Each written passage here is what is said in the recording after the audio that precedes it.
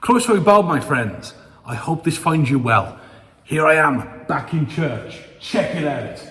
I love this place, And so, I wanted to make a special vid because it's the conversion of St. Paul today. It's a big deal. Follow me through, alright? I've got a little thing here. I'd like to run through a little bit of a reflection, but let's look about it. And all the readings, I know, I've come upon a wonderful thing to do. The readings, I could put in the description. Who'd have thunk it? So please check out the video description. The passages that you will need for this are absolutely in there. Okay, so I would like very much for us to start quietly, gently. Just sit, ask the Holy Spirit to sit with you. Calm. I'd like to start today with a little exercise. Close your eyes. Trust me, close your eyes. Think of someone who maybe doesn't like you. Someone who maybe has done you harm in the past. Now the reason doesn't matter. Just hold that person in thought. Just for a moment. Hold them there. An old school bully, a colleague at work, a family member, or someone even online who has been unkind to you. Just hold them in your mind for a moment. And now, put yourself in Ananias' shoes. Think about it. He knew of this guy Saul of Tarsus, the bogeyman. Christians would have had a very real fear of this guy. Absolutely a very real fear. I mean, he was the Terminator. You know, he could hunt you down. He would smell you. There could be 100 people in a room with one Christian and Saul of Tarsus would find them. He was something else, this guy. Now, he could hunt down Christians. He could smell them. Ananias gets a call from God. Ananias, he's at prayer and God says to him, Go and pray for this fella.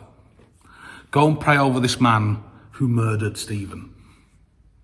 Go and pray over this man who was hunted, harassed and harmed you, your brothers, your sisters for so long now. Go and pray over him. Now, my friends, be a big challenge, wouldn't it?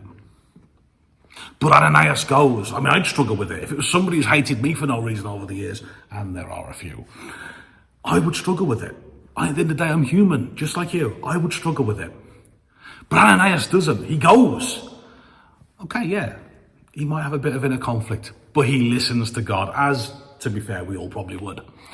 He listens to God and he goes and he does as he's told and he prays over Saul of Tarsus. And, well, the rest is history. An apostle is born. But a valid question I've often had asked of me is this. If Jesus is love, yeah. Is Jesus the way of peace? Yeah. Is Jesus loving and accepting of anyone as long as they follow him? Yep, absolutely. He died for you. Yeah, absolutely. Okay. And then the question comes, it's, why did he blind Saul then? There it is. That's that question. Now, the best answer I ever heard was actually at a Sunday school. I wasn't actually a kiddie at the Sunday school. I was observing.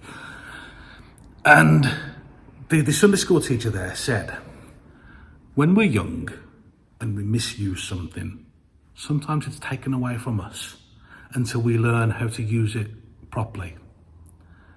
Now, maybe it's a set of crayons. Draw all over the wall, draw little wrestlers or stick men or whatever. We get caught, we get told off, the crayons are taken away until we learn how to appreciate them, until we learn how to use them. Exactly the same thing with Saul. He was smart, he was educated, he was driven, he was the damn Terminator, as I've just pointed out. And he was absolutely abusing those gifts. He was absolutely misusing them. So, and there's also a second reason, and this one's all me. Saul, in being blinded, Saul was forced to stop. I know. He was forced to stop and wait until he could use them. But a second reason, and this one's all me. Think of a caterpillar. A caterpillar retreats into its cocoon, and it emerges as a beautiful butterfly, a true work of art, proof that God is an artist. And so Paul had to retreat because Saul of Tarsus, he was a bullish man. And there's every chance, in all honesty, after Damascus, Saul of Tarsus, he would have kept going had he not been blinded. He would have ignored it and kept going. But Paul was a man who thought. Paul was a man who planned. Paul was a man who knew what he was doing. Saul had to stop. He had to retreat so that Paul could be born. And we see it in our epistle today. Again, I will put the reading here. Paul owns his mistake. He holds his hands up. And he makes no secrets about who the fact he was. He says, look, you've heard about it. Exactly who I was back on my old life in Judaism. I was violently persecuting the church of God and I was trying to destroy it. Violently persecuting the church of God. He's not holding any punches back. He's telling the truth. He said, look, I was violent. He murdered St. Stephen, or at least encouraged the mob to do it. He was violent. And I always feel a great deal of kinship with Paul because I've walked a similar path in terms of how he must have felt of his life after. How Paul must have felt about being Saul. You see, my friends, I've mentioned it before, I wasn't always the guy I am today. I was a baddie once. You know, women, money, violence, crime, they were the things I worshipped. And like Paul, one dark rainy night, I had my own road to Damascus moment. And these moments, these road to Damascus moments, they're something else, aren't they? If you've ever had one, you'll know exactly what I mean. They are something else. But what does Paul do? Paul handles it perfectly. He hands it all back to God. He said, God, who set me apart before I was born, through his grace, was pleased to reveal his son to me so that I could proclaim him among the Gentiles. Again, he echoes the words of the prophet Jeremiah. I will put the readings in the description. Jeremiah says to us, that God said to him, before I formed you in the womb, I knew you. And my point here, brothers and sisters, I'm bringing this into land now. My point here, brothers and sisters, is this. Nobody is too far gone. Nobody. Yes, it's hard for people like you and people like me and people like Ananias. Bless him, I feel so much kinship with Ananias here. Imagine how he felt. Being told to go and bless someone who hated him for what he was. There's no way you can fight that. What is it Theoden says in Lord of the Rings Two Towers? What can men do against such reckless hate? He's absolutely right. And Saul was reckless hate. Paul was a man who needed help. Paul was a man who needed healing. Paul was a man who needed the grace and love of his brother Ananias. Because at the core of it all, my friends, that is what Jesus tells us to do. He tells us to love one another. And you ain't got to like it. There's times I don't like it. You ain't got to like it, but you got to do it. And that's it. I know it's hard for us also. It's hard for us to put ourselves on the other side of that coin. The other side of things. Imagine being Paul. Imagine knowing what you did, accepting the full horror of what's gone on in your previous life, reliving those final moments of that young man, Stephen, hearing your own voice, knowing what you did, and there's no getting around that. What Paul had to do there was what he does do. He has to hand it to God. He has to say, Father, forgive me. And I like to think he did.